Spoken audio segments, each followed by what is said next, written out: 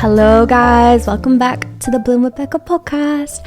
I'm your host Becca. I hope you're all well. Thank you so much for tuning in to episode 9. We're almost at 10, guys. Okay, little sneak peek. When you see episode 10, there's gonna be a little giveaway. This week, I wanted to go over my monthly favorites because I actually asked on YouTube, like, what kind of videos you guys want to see from me? And a lot of people said monthly favorites, and I feel like that's such kind of like an old school YouTube video, which I love, but I thought it'd actually be nicer to do it in a pod. So we're gonna be talking all things I've been loving recently, and this isn't just like material things. I want to talk about experiences, food, beauty, home, all of it. Things I've been loving spending my adult money on. I also asked you guys on Instagram to send in things that you've been loving too, so grab a cuppa and let's get into it. Hello. Feels good to be back. I haven't really filmed a pod like by myself because obviously you guys know the last episode was with Emmy, a very special guest, and that's really fun. I definitely want to do more guests on this podcast, but we're back and it's just me. As I said, we're talking all things monthly favorites, but as always, I'm going to give you guys a little catch up. I like doing this. You know why? I was thinking about the other day and I was like, a reason I love doing this podcast is because it actually forces me to be a bit reflective and think not only about like the main topic of the podcast and what I want to say, what angle I want to tackle it from, but like also what has happened in my week and actually be reflective.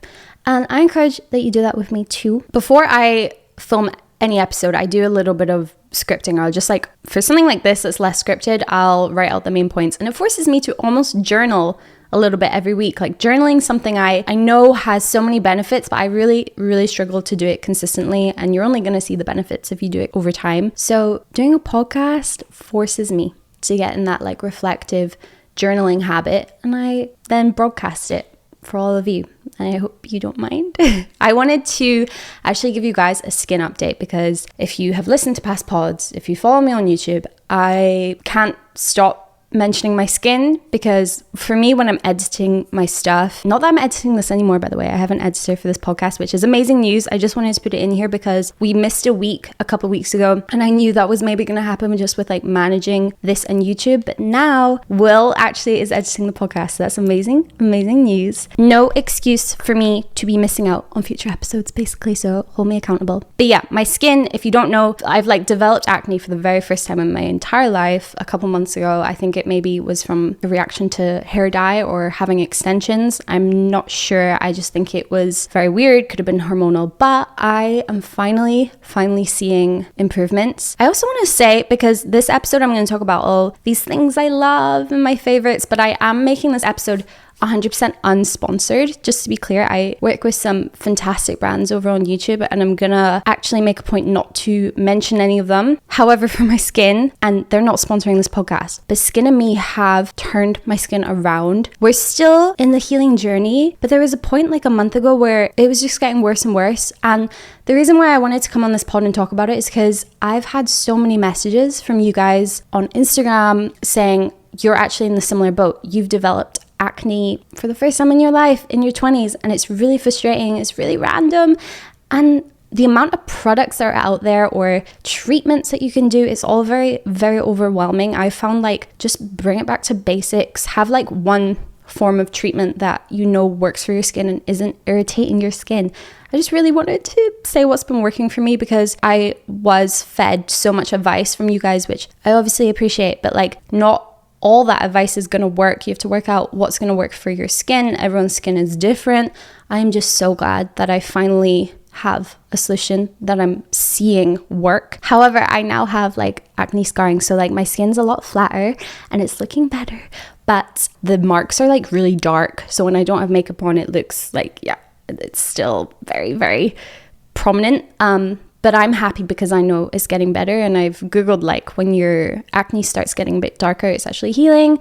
It's just really good. I don't know, it's good news, and I wanted to mention it. I know some people prefer like a shorter life update, and also some of you have said that you actually really like me coming on here and being really chatty because it kind of feels like a friend. Either way, I appreciate like both those bits of feedback, but I've decided for me, I really enjoy coming on here each week and just like not overthinking what I'm saying as much, connecting with you guys on a deeper level, and this is the kind of content that I feel I can't really do on YouTube. I know some of you are here for it, and I'm just really excited to see where this podcast goes. I also want to say I love when you guys share that you're listening to this podcast on your stories. You like tag the Bloom with Becca Instagram account, and it makes my day every single time. So thank you so much for doing that. If you wouldn't mind rating this podcast 5 stars on Spotify, on Apple, wherever you're listening to this on, it helps the podcast out so much, and it would make me very happy. It was an early start today. I got up at like 6:30ish, went to a reshape class. I just want to mention this because if you're in London and you've heard of One Rebel, like the boutique gym, they do gym classes. I did a reshape class, which is like a very high intensity workout class. I kind of hate myself every single time I book myself that class. You basically do like active recovery. So you do weightlifting sessions for maybe like 5 minutes, and then you'll do 5 minutes recovery. However, it's active, so you're on a treadmill running, and sometimes it's uphill runs, sometimes it's sprints, or you're just literally jogging for 5 minutes. It's absolute hell. However, when you come out of that class, I think it must be like the endorphins you get from running. You feel so good. I recommend that class so much. Such an amazing studio. One Rebel, I really recommend. Actually, that reminds me of just something that really irritated me the other week. I booked myself a Reformer Pilates class it was like 6 a.m, but it was in central London, which I instantly knew like, okay, I'm gonna have to be a bit careful about like getting there. But it made me think like it is sad that as a woman you have to think about stuff like that. Like if I were a dude, it wouldn't be as much of a problem, but I had to walk from my home to the station, which was actually fine. But then it was when I got into Oxford Circus, like central London, because I was meeting my friend Emmy and we were doing a class together, and that was like the only time we could both do it. So yeah, I was walking just the 4-minute walk from the station to the One Rebel studio. And also I purposely wore a cap, a hoodie up, and like this like puffer. I thought I looked kind of intimidating, actually. I thought I looked kind of rough, not the kind of person you want to approach, but I did that on purpose. Like, don't look at me, don't talk to me. And then I was like 10 seconds away from my studio, and I just hear this creepy guy behind me go, "Good morning." It was not a kind good morning. It definitely had a sense of like, you're just, I don't know, using your power to make me feel uncomfortable. And it was so unfair, and it gave me such a fright. It was like such a creepy way he said it, and it was so unnecessary. Like, why would you approach a young woman at 6 a.m. on the streets of London and talk to her? Like, you know, you're just doing it to freak me out. Why would you do that? Anyway, just really annoyed me. I know people can say like, oh, so you're bad for like going out at 6 a.m. and booking a class that early. But why can't I do that? Because people like that exist. So annoying. Anyway, since moving to London, I'm very thankful that I actually haven't experienced much of that. I'll be very honest. But still, you know, gives you the shivers. Let's talk about something a little bit lighter, Christmas. For today, I obviously have this podcast planned, filming that, but then you're gonna think I'm crazy, and I am kind of crazy. It's the 9th of November. I'm gonna start decorating for Christmas. I'm sorry. I'm so sorry to be that person. However, hear me out. It's because like neither Will or I are here for Christmas. Like we both go home. I go home to Edinburgh, and so for like 2 weeks over the Christmas period, we don't get to enjoy our decorations and our tree and everything. So that's why I like to put it up super early. But also, I'll be very transparent. It's because I'm a YouTuber and I make that kind of content. And I think that's actually really important to be honest about, because if I didn't do YouTube, I don't think I would be putting it up this early. I like to do it so I kind of get ahead of that trend. I'll be very honest. And then it also means it's up and ready to give you guys inspiration if you, I don't know, are looking for inspiration on how to decorate your home, just get in like the Christmassy mood. But I think I will do a whole episode on like how to get into the Christmassy spirit and enjoy the cozy season, how to combat seasonal blues, because I know that's a big thing for a lot of people. I totally get it. But yeah, Christmassy content coming soon. However, yeah, it was like the 1st of November, day after Halloween, and my algorithm was just feeding me so much Christmas stuff. And sometimes I kind of hate myself that I know I'm going to be jumping on that Christmas content soon. I don't know. This time of year just goes by so fast. I am definitely someone who's like, I want to make the most of it, and I love it. Like autumn's way too short, and that's my favorite season. And then this This probably is like my favorite time of year. I'm so excited to go home for Christmas. But yeah, today I'm gonna go buy a little Christmas tree and start decorating. And I'm so excited. Oh, guys, I went to Paris. Probably the biggest update. And you know what? Since we're talking about monthly favorites for this episode, I wanted to just quickly go over like spots I love in Paris, because I have been 3 times as an adult, like in the past couple of years. I just love it. Since moving to London, getting to Paris is so easy. It is easier than going home to Edinburgh for me. It baffles me. But anyway, you can go on the Eurostar and it's only like 2 hours and a half by train. So easy. You go from St. Pancras all the way to Gare du Nord. So like pretty central Paris. So easy. The train home for me is 4.5 hours minimum. So yeah, I like going to Paris like once a year whilst I live here. Me and Emmy went, which was so fun. I love that girl so much. And it was just a very girly, like content creator-y trip. We took a lot of photos and there's no shame in that. We had a lot of fun. But I do definitely want to do it with Will. I don't think he's been to Paris in years. And Paris is obviously like a super romantic city as well. I really want to do like Moulin Rouge and I don't know, like really cute romantic dinner dates. I'm sure it won't be long before I'm back again. Finally went to the famous steak place that they don't do reservations. So we knew going into this, because so many people have made like TikToks about it, that you have to show up like an hour before they even open and you are going to be waiting. You just have to accept that. Okay, I'm going to butcher this. Le Relais de l'Entrecôte. I'm sorry, I definitely pronounced that terribly. But I mean, if you literally type in like famous steak place in Paris, it comes up. And I'm pretty sure there's actually one in London now. Do you have to wait for 2 hours to get a seat in London? I don't know. I need to look into that. There you go. We waited for 2 hours. We got there at like just after 6, I think. And we were seated at like, maybe it was like an hour and a half, but whatever. It's like such a fun dining experience. I'll say that, because there's no menus. So you obviously like build up an appetite in this queue. You're seated. It's like very intimate, just very crowded, and it's a very small room, which is nice. And then your waiter comes round and they're like, what do you want to drink? You can have anything. And then they ask, how do you want your steak? And it's all just very speedy. It's all very, very chaotic. I would not do it if you want like a slow romantic evening. It's chaos. It's fun. I've never had a dining experience like that before. Was it worth it? I wouldn't do it again. It wasn't like the best steak of my life, but yeah, they have like barely anything on the menu. They basically just, without you even asking for it, they give you a salad to start, and then like I said, they ask, how do you want your steak? So then they'll give you the steak with frites with some chips on the side, and then it's like this. The sauce is probably what makes it really yum. They say it's like secret sauce. It's kind of no, it's not really peppercorny. I'm not sure, but it's really good. And then you can have a dessert if you want. The steak was good.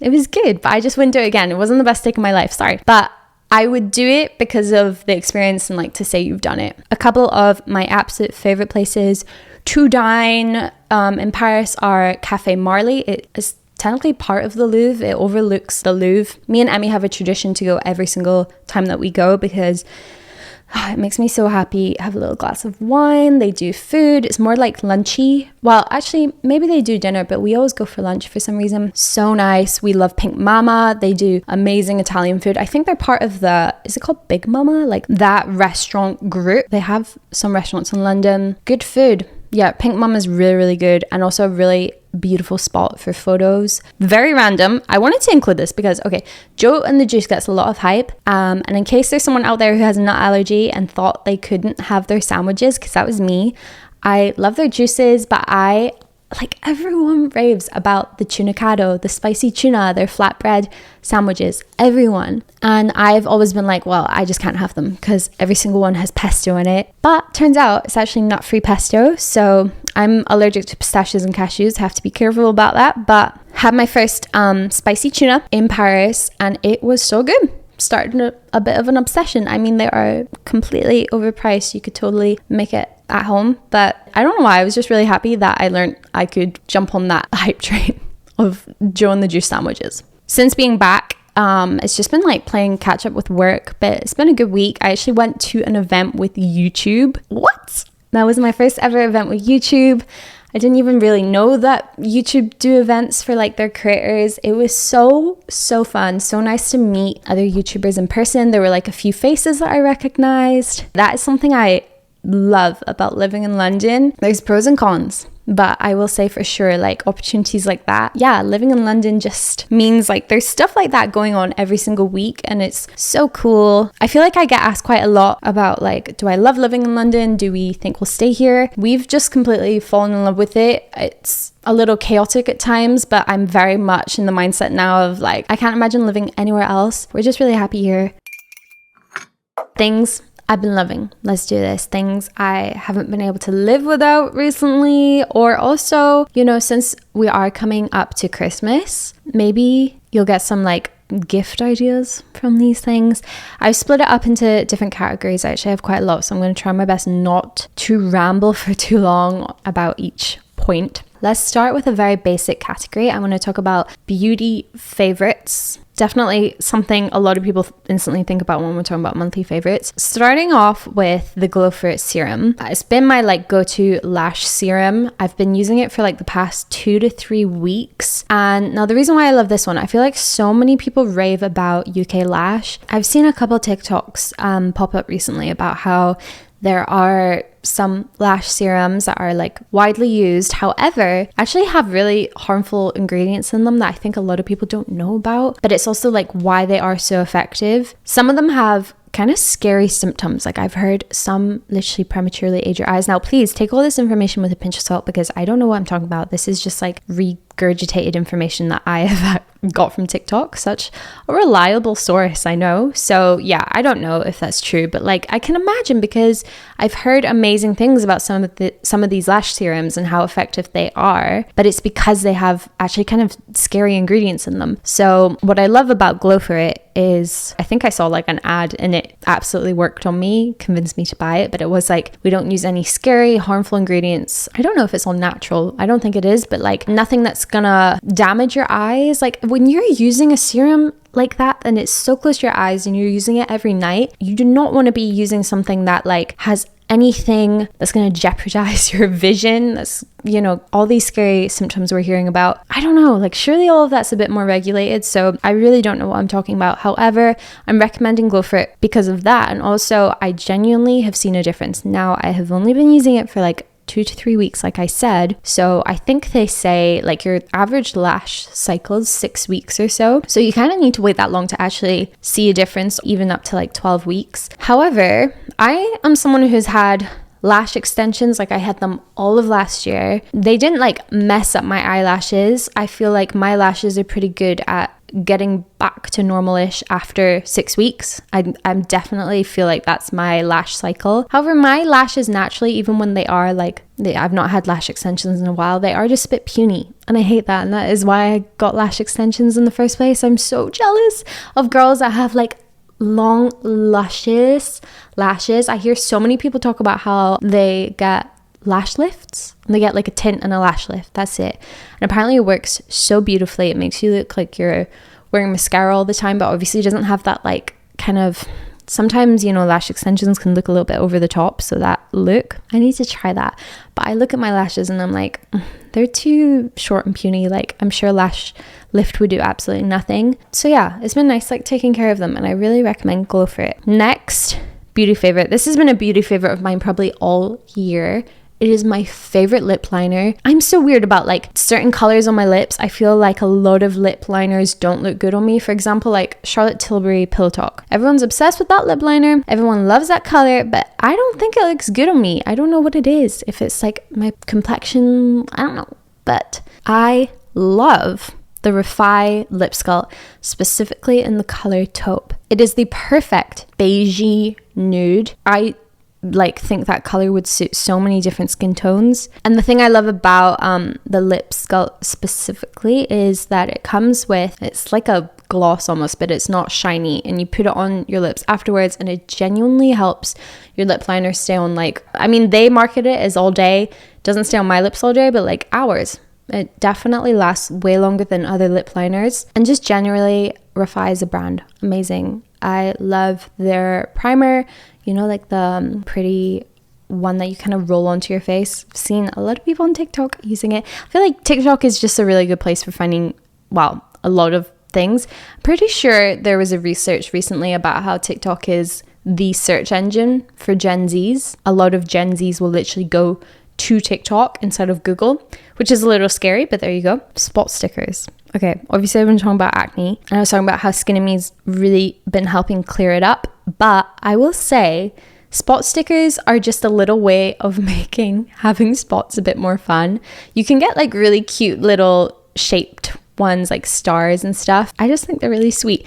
I do find like those ones from the ones I've bought are not as effective as the boring like plain see-through ones that I use. I use ones from, I think they're called Patchology. I absolutely love them. They actually really help. So I'll like pop one on, say I have like a pretty aggressive spot, like, you know, an under the skin kind of situation, or even one that's like raised. You just need it to go down. Pop a spot sticker on overnight. 100% it will do something. It, you know, might not get rid of it, but it will definitely help. I think they have like, my one has salicylic acid in it, which is great for acne, for spots.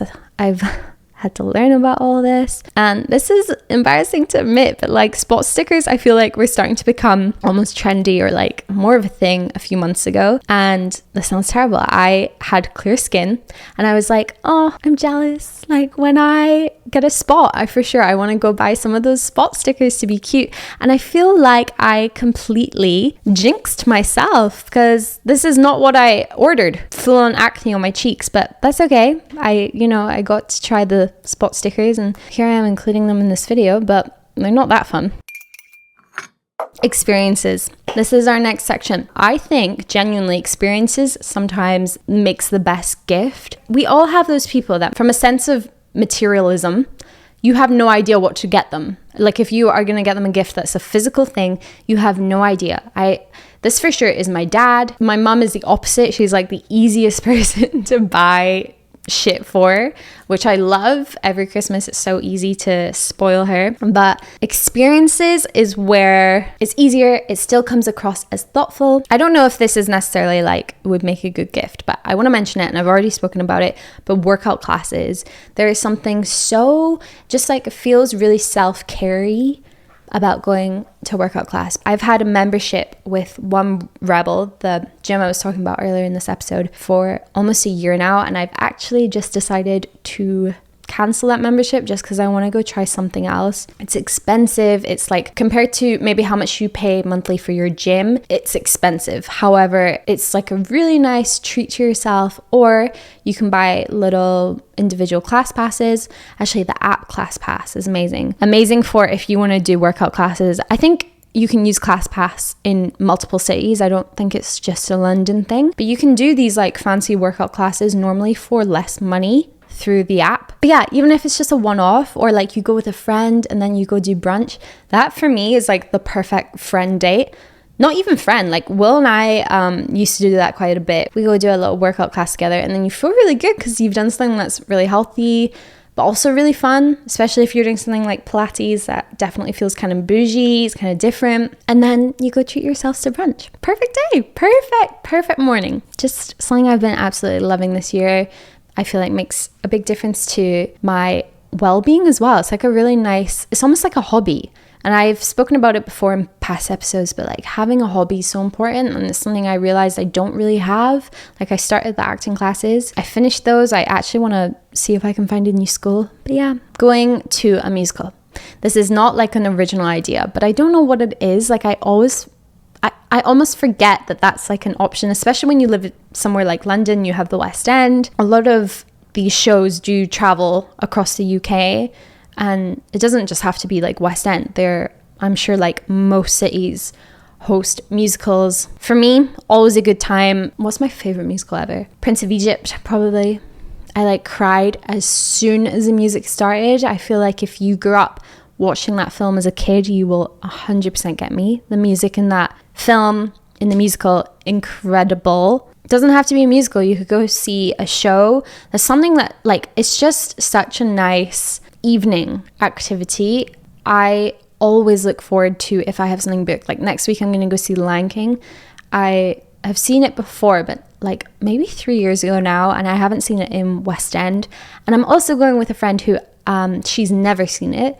So that's like, I'm so excited just to see her reaction, because I feel like she's not seen a ton of musicals, and obviously The Lion King is so grand, like the costumes, oh my god, the music, everyone knows the story, but like it hits different when you're consuming that music live with incredibly talented actors, singers, artists. It's like, yeah, just such a vision, and art at its absolute peak. Like, it's stunning. I actually tried to get into musical theatre when I was younger, like after I graduated from singing, because I kind of just didn't know what to do with myself. So I auditioned for some musical theatre schools. But maybe that's a story for another time. This is a bit rogue, but okay, I am someone who loves going to the cinema. I love a little cinema date. Definitely not a good idea for a first date though, or like friend date if you like don't know each other that well, because you're obviously not gonna talk to each other. And now I think about it, my first ever date was, we went to the cinema. Yeah, it's not a good date idea, but Will and I, we know each other pretty well by this point. It's been 5 years, and we love a cinema date. And also, you know what? I feel like there's so much going on with Hollywood right now and cinemas. I'm kind of scared for the future of cinema. I know with streaming, it's obviously more expensive than having like a Netflix subscription. But if you can afford to go, then it's something nice. It's really nice to do. And you treat yourself to popcorn. You can do dinner before, after. I want to talk about specifically Everyman Cinema, because I know for sure they have one in Edinburgh. So it can't just be a London thing. I don't know where else in the UK they have them. The YouTube event I went to this week was actually in an Everyman Cinema, and it reminded me how much I love their cinemas. The whole concept is like, I don't know, it just feels like a fancy cinema experience. It's a level up from your like Odeon or View. Nothing wrong with those cinemas. However, they make it like more of an experience. So you can like order hot food. You can have your dinner, they bring it to your seat, so you can be eating whilst watching the film. I have been to some Everyman cinemas where it's horrendously organized. I don't know if they were like short-staffed, and so it like the flow has to work perfectly for that to work, because you don't want the movie to start and like waiters to be coming in giving you food or taking orders. So when it works, when their system works, it's amazing. I went to the one actually in, I think it's King's Cross. Yeah, that's where I was. And that looks like a really, really nice one. They have a bar. I just think it makes so much sense. Like, have your dinner whilst enjoying the film. Okay, apps. I already spoke about ClassPass, so we'll skip over that. But the Flow app. This is for my girlies. My girlies who want to understand their menstrual cycle a little bit better. And I think it is so handy to be able to log into the app and know what point of your menstrual cycle that you're at. So I've definitely spoken about it before, like just I love learning about that, like your luteal phase, and then your cycle like starts when your period starts, and then you go through, is it your follicular phase? I don't know. I actually couldn't name all of them. I've said that before. However, the Flow app is incredible. I think there's like a free version and a paid version. Paid version gives you like a lot of features. I personally have it because I just love it, but I don't think it's necessary at all. You definitely can still like track your menstrual cycle, and it'll tell you when your period's coming up, but also tell you like when you're ovulating, when you're in your luteal phase, and it'll send you like notifications being like, oh, you might feel a little bit tired today, you might have breast tenderness or discharge. And then I'm pretty sure if you have the paid version, it gives you all the resources of like these different articles about tons of different things, like I'm talking like from orgasms to what your discharge means, like the color of it, all these fantastic topics that I feel like are taboo, they're not spoken about enough, just things like I as a woman I want to know more about. I want to know how to understand myself a little bit better. So really good. There's also like a live chat. So when my acne was starting, I was talking to someone about like, could that be hormonal? Didn't really get a conclusion, but like that is still there, which I really appreciate. It's really cool. Let's talk about clothing. I'm going to get the most generic one out of the way. Uggs. I'm sorry. I have little platform Tasman Uggs. Freaking love them. I wear them all the time. I know they're not practical for now, like the weather's getting wetter. However, you can actually buy like the weatherproof spray, which I really recommend if you don't want to wreck your Uggs, because let's be for real, they're ridiculously expensive and they don't like water. So if you spray this on them, it just like stops their leaving marks. I just think they're so cute. They go with every outfit almost, and I wear them so much. I really like thought I wasn't gonna make the most of them, but I actually do. If I'm popping downstairs to take the dog out, if I'm going to the cafe, if I'm going to Pilates class where like your shoes don't matter, they actually have become my go-to shoe.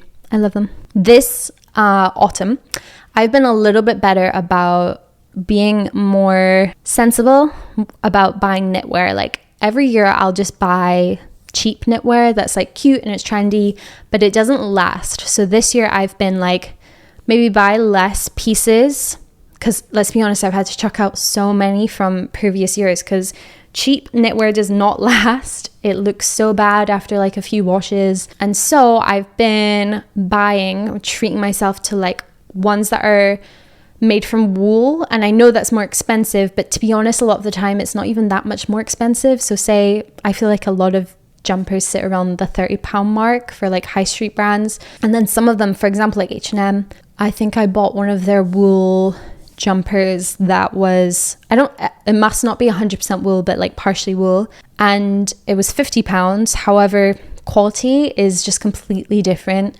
You do want to be careful about washing them. Like honestly, I've learned with clothes, the secret to making them last, keeping them looking good, is don't wash them. I know that sounds disgusting, but like depending on where it is, what type of item of clothing we're talking about, and where it's sitting on your body, like you don't have to wash jumpers every time you use them, obviously. So being a bit more mindful of like, yeah, just going longer without wash, and believe me, it makes a huge difference, especially with wool. I shrunk my favorite wool sweater like a few weeks ago, and it broke my heart because I realized like I'm terrible at adulting. I'm reading care instructions. But yeah, just so nice, like goes with so much. Obviously knitwear is like an essential part of my wardrobe this time of year. I love having good knits, but I want to have a collection that like I can rewear every year, that I'm actually excited to rewear every year. I also want to talk about, because I'm wearing it right now if you're watching, I'm wearing a Skims long sleeve top, just like one of their cotton tops. And I've bought stuff from Skims in the past, but mostly just underwear, which I love, by the way. Skims underwear is very good. I hate to kind of jump on the like, all of these things are kind of trendy, but I want to talk about the things that like I actually think are worth it. You know, I love the whole like de-influencing trend. So talking about things that have so much hype around them that are actually shit, they're not worth it. I'm doing the opposite here. I'm talking about things that I love that do get a lot of hype, but I think it's justified. This top is the creamiest, nicest long sleeve top I own. With how cold it suddenly got in the UK, it's like you want to be layering every single day, and so tops like this I actually reach for every day. But like it's also cute as a top by itself because it's nice and fitting, it's really soft, just flattering, and they have like so many colors. I love it. Okay, so we know how low-waisted stuff is kind of, I feel like it came back into style maybe 2 years ago. I'm just very, very late to trying it because I've been a high-waisted everything kind of girl for ages. And I was like, low waist is just not going to look good on me. And a lot of the times it doesn't. I don't know if I'm short and like it just doesn't look how I want it to look on me. So for example, you'll never see me in like low-rise skinny jeans. However, I have recently got a couple new low-waisted baggy dad style jeans. I love them. I feel so cute in them. They just make such a cute outfit. I don't know what it is. You feel like, I don't know, more cool street style, a little bit more fashionable. I love how a lot of people have been talking about dressing for like the female gaze more than the male gaze.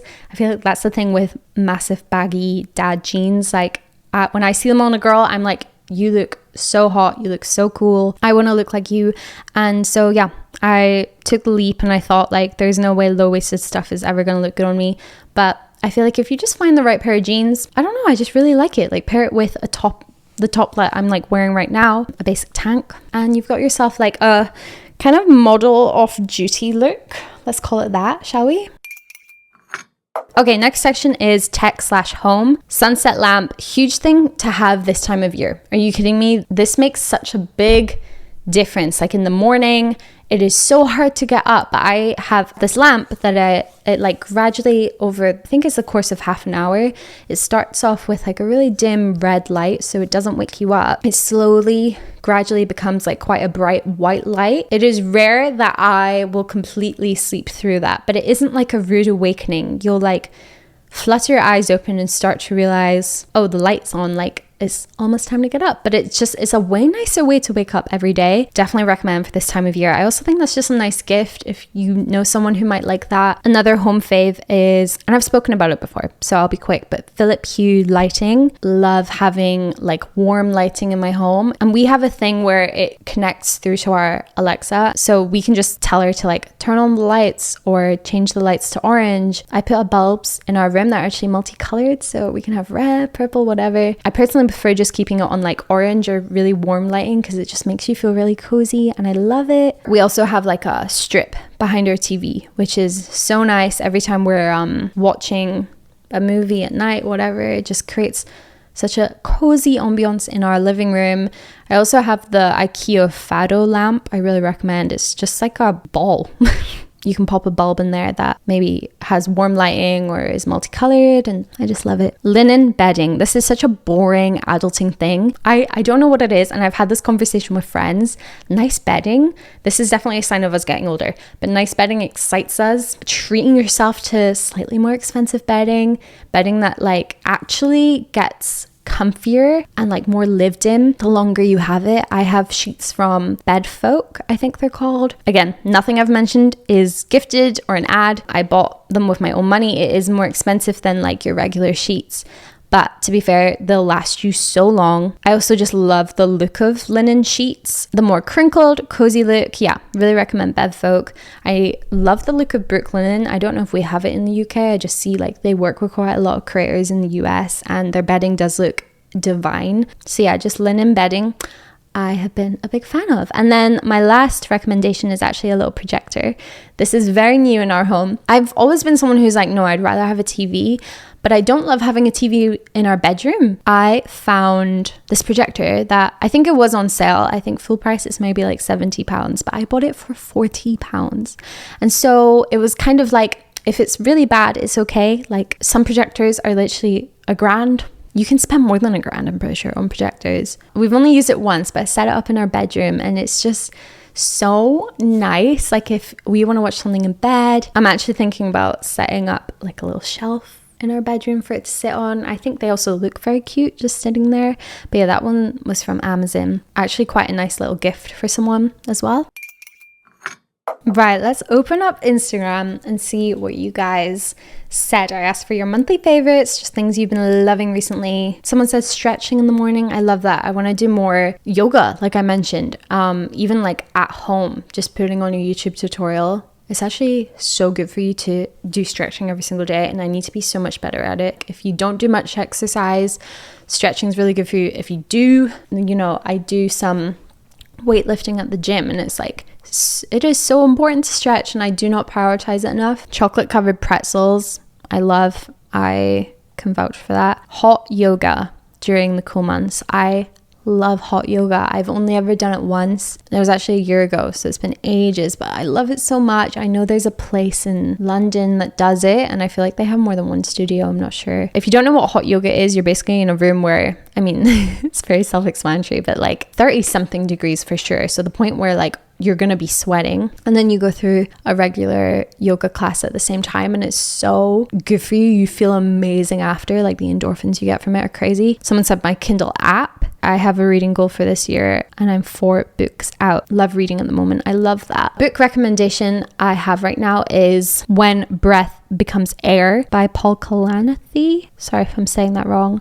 Oh my gosh, such an incredible book. It's actually quite short, so I read like half of it on the Eurostar on the way home, and I still haven't finished it. It's autobiography by this neurosurgeon who sadly is diagnosed with cancer, and so it just goes into like his story and his diagnosis, etc. I haven't finished it yet, so yeah, I can't say too much, but I can 100% recommend it. A Kindle, it's something I've like for a while considered getting, but there's just something I love so much about reading a physical book, and I think it's so nice that it's like one of the only activities we do that isn't on a screen.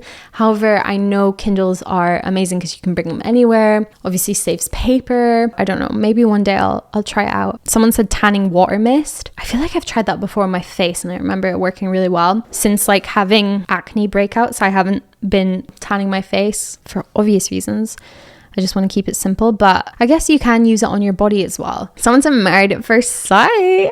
I know this show is so popular, but I'm sorry, controversial opinion here, and I'm not meaning to like squish your opinion, but I hate that show. No, I don't hate it.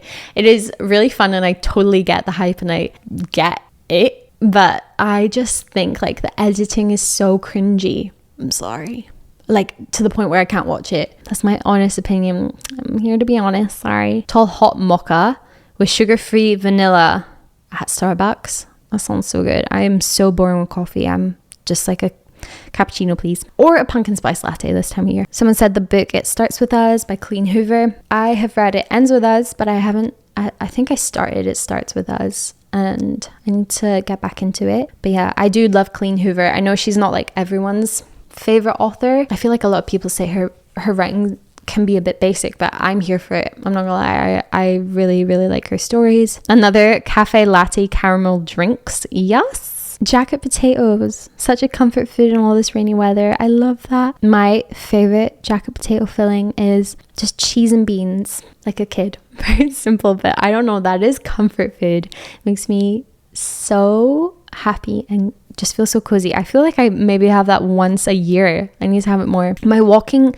desk treadmill. I love this. I have a standing desk, which is a huge game changer. If, in all honesty, I actually don't use the standing setting nearly enough as I should. I kind of just forget that it's a thing. When I use it, I don't know, I feel like a productive queen. Like I was going to say getting my steps in. I'm not, because I mean you are with your walking treadmill, but for me I'm just standing there.